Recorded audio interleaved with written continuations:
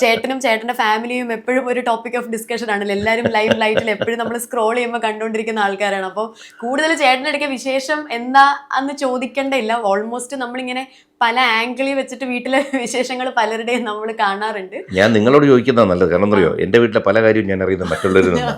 അതുകൊണ്ട് നിങ്ങളോട് ചോദിച്ചാൽ എൻ്റെ വീട്ടിലെ വിശേഷങ്ങൾ കൂടുതൽ അറിയാൻ പറ്റും. Okay.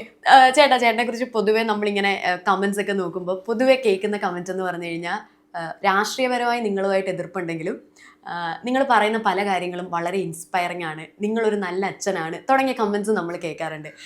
So as a general human being ചേട്ടനത് കേൾക്കുമ്പോൾ എന്താ തോന്നുക? അല്ല, എല്ലാ മനുഷ്യർക്കും നമ്മളെക്കുറിച്ച് നന്മ കേൾക്കാൻ തന്നെയാണ് ആഗ്രഹം.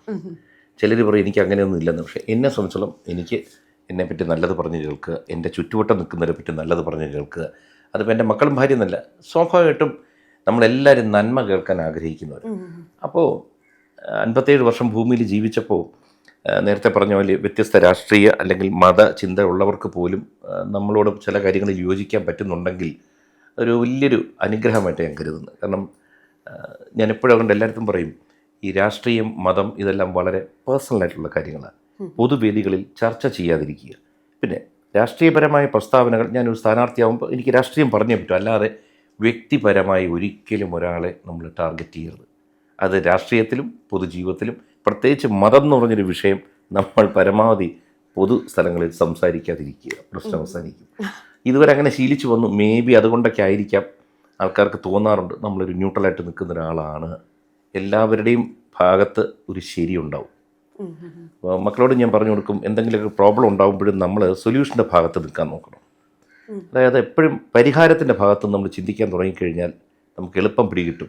അതായത് നമ്മൾ ചുമ്മാ പറയുന്ന അവർ ശരിയല്ല ഇവർ ശരിയല്ല, അത് പറയുന്നതിന് മുമ്പ് നമ്മളൊന്ന് ആലോചിച്ച് നോക്കാം, നമ്മൾ പറയുന്നത് ശരിയാണോ. നമുക്ക് തോന്നും നമ്മൾ പറയുന്നത് ശരിയാണ്, പക്ഷെ മറ്റൊരാൾക്ക് തോന്നണമെന്നില്ല. അപ്പോൾ ഇങ്ങനത്തെ ജനറൽ ചിന്തകൾ എപ്പോഴും പറഞ്ഞു കൊടുക്കും മക്കൾക്ക്. പറഞ്ഞു കൊടുക്കുന്നതോറും നമ്മുടെ ദേഹത്തും കയറും. കുറേ കാലം ഭൂമിയിൽ ജീവിക്കുമ്പോൾ ആൾക്കാർ മനസ്സിലാക്കും നമ്മൾ നല്ലതോ ചീത്തയോ. എങ്കിലും വലിയ മോശം അഭിപ്രായങ്ങളൊന്നും അധിക കാലത്ത് കേൾക്കാറില്ല. അല്ല, ഈ അടുത്തിടെയായി അതായത് അന്ന് ദിയയുടെ വിഷയമൊക്കെ വന്നു കഴിഞ്ഞപ്പോഴത്തേക്കും അഹാന ബർത്ത്ഡേക്ക് പറഞ്ഞത് ഓർക്കുന്നുണ്ട്. അച്ഛൻ്റെ ഉള്ളിൽ ഒരു ഗുഡ് സോൾ ഉണ്ട്, അത് നിങ്ങൾ മനസ്സിലാക്കിയതിൽ സന്തോഷം. ഈ ഒരു ഇഷ്യൂ വന്നതോടുകൂടിയാണ് അത് മാറിയതെന്ന്. ബിക്കോസ് അതിന് മുമ്പും ഫാമിലി ആണെങ്കിൽ എല്ലാവരും കറക്റ്റ് ഒരു രാഷ്ട്രീയ പാർട്ടിയോട് അനുഭാവം കാണിക്കുന്നത് കാരണം, ചേട്ടൻ്റെ ഒരു അനുഭാവം കാണിക്കുന്നത് കാരണം, അല്ലെങ്കിൽ ആ രാഷ്ട്രീയ പാർട്ടിയിൽ നിൽക്കുന്നത് കാരണം അവരും കൂടെ അതിൻ്റെ ബുള്ളിയിങ് കേൾക്കുന്ന ആൾക്കാരായിരുന്നു. So coming to the other question, Ahana BMW എടുത്ത സമയത്ത് നമുക്ക് ടച്ചിങ് ആയിട്ട് തോന്നിയ ഒരു സെൻറ്റൻസ് അഹാന ഇൻസ്റ്റഗ്രാമിൽ എഴുതിയിട്ടുണ്ടായിരുന്നു. അതായത് താങ്ക് യു അച്ഛ ആൻഡ് അമ്മ for not telling me what to do and what not to do എന്നൊരു സെൻറ്റൻസ് അഹാന ടൈപ്പ് ചെയ്തിട്ടുണ്ടായിരുന്നു. അപ്പോൾ ഒരു ഐഡിയൽ പാരൻറ്റിങ് അല്ലെങ്കിൽ ഒരു ഗുഡ് പാരൻറ്റ് എന്ന് പറയുമ്പോൾ ഇങ്ങനെ ആയിരിക്കണം, not telling what to do and what not to do എന്നുള്ള ആ ഒരു സ്റ്റേറ്റ്മെൻറ്റ് ഫോളോ ചെയ്യണം എന്ന് തോന്നിയിട്ടുണ്ടോ?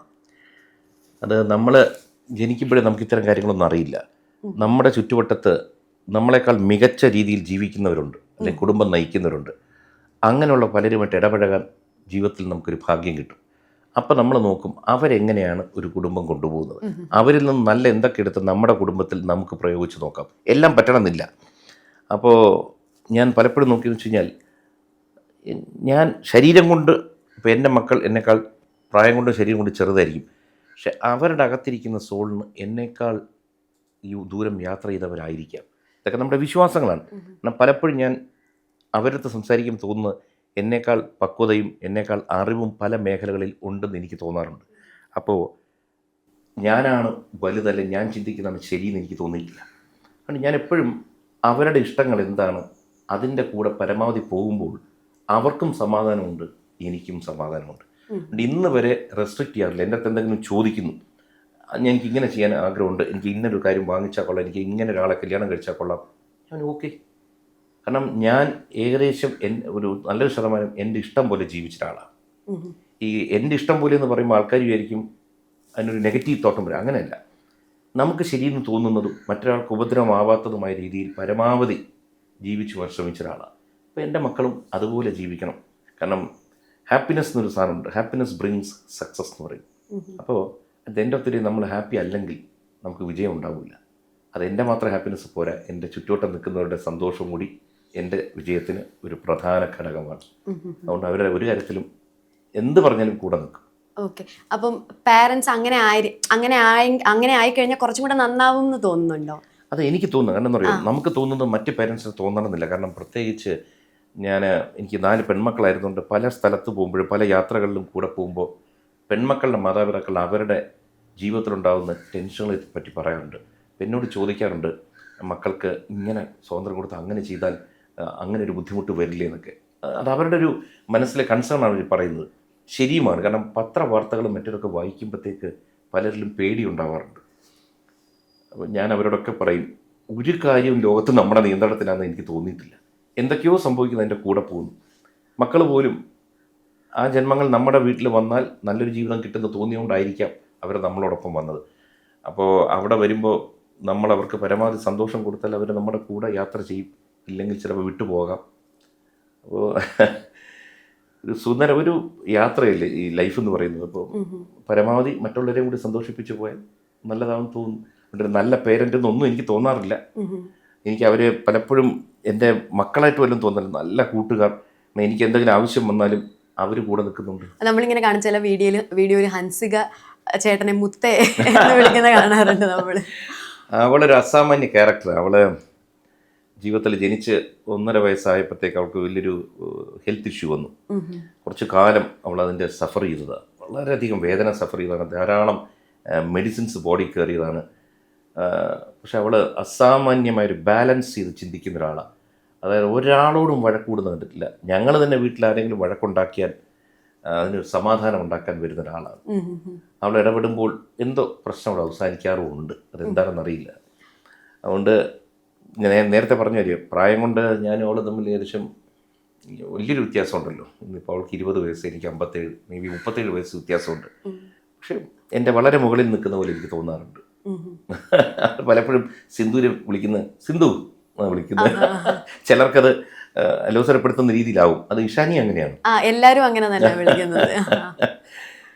ഓരോരുത്തരുടെ ഇഷ്ടം അവരുടെ കംഫർട്ടുമാണ്. അല്ല, നമുക്കത് കാണുമ്പോൾ ഒരു ഫ്രണ്ട്ലി പാരന്റൽ വൈബ് പാരന്റ്സ് നല്ല വഴക്കൂടും, ഞങ്ങൾ നല്ല ചീത്ത കൊടുക്കാറുണ്ട്. അതൊക്കെ വേറെ വിഷയം കേട്ടോ. പക്ഷെ ഈ അടുത്ത കാലത്തൊക്കെ അവരങ്ങ് വളരെ പക്വത വന്ന പോലെ നമുക്കൊന്നും ഒരു വഴക്ക് കൂടാനൊരു ചാൻസ് പോലും തരുന്നില്ല. ഇതൊക്കെ ഒരു അനുഗ്രഹമാണ്, അല്ലെ വേറെ ഒന്നുമില്ല, ഭാഗ്യമാണ്. ഇപ്പോൾ ഹൻസികയുടെ കാര്യം പറഞ്ഞപ്പോൾ അതുമായിട്ട് കണക്ട് ചെയ്യാന്നുണ്ടെങ്കിൽ, ഇപ്പോൾ നിങ്ങളുടെ വീട്ടിൽ ചെറിയ കുട്ടി തൊട്ട് യൂട്യൂബ് ചാനലുണ്ട്. അപ്പം ഫിനാൻഷ്യൽ മാനേജ്മെന്റ് എങ്ങനെയാ? കോളേജിൽ പോകുന്ന കുട്ടിക്ക് അടക്കം ഫിനാൻഷ്യൽ അതായത് അക്കൗണ്ടിലേക്ക് പൈസ വീഴുകയാണല്ലോ വീഡിയോസ് ഇടുന്നതനുസരിച്ച്. യൂട്യൂബ് റവന്യൂ വീഴുകയാണല്ലോ. അപ്പോൾ ഒരു ഫിനാൻഷ്യൽ കൺട്രോൾ ഒക്കെ ഉണ്ടോ? എങ്ങനെയാന്നൊക്കെ ഉള്ളത് പാരൻസ് ഇടപെടാറുണ്ടോ? ഫിനാൻഷ്യൽ ഡിസിപ്ലിൻ എന്ന് പറയും. ഡിസിപ്ലിൻ ജീവിതത്തിൽ ഏത് മേഖലയിൽ നമുക്ക് ഒരു അച്ചടക്കം വേണം. അച്ചടക്കം ഉണ്ടെങ്കിൽ കാര്യങ്ങൾ ഭംഗിയാവും. അപ്പോൾ ആദ്യം തന്നെ നമ്മളെപ്പോഴും ഇന്ന് നമുക്ക് ഓഡിറ്റേഴ്സ് ഉണ്ട്, ചാർട്ടേഡ് അക്കൗണ്ടൻസ്, ഇഷ്ടംപോലെ ആൾക്കാരുണ്ട്. അവരുമായി ബന്ധപ്പെട്ട് തന്നെ നമ്മൾ പോകണം. രണ്ടാമത്തെ വിഷയം, വീട്ടിൽ ആരെങ്കിലും ഒരാൾ ഇതിനെ കൺട്രോൾ ചെയ്യണം. ഫോർ എക്സാമ്പിൾ, എപ്പോഴും ഈ മാനേജ്മെൻറ്റ് കാര്യത്തിൽ സ്ത്രീകൾക്ക് അസാമാന്യ കഴിവാണ് പുരുഷന്മാരെക്കാൾ. പുരുഷന്മാർ മോശം എന്നല്ല.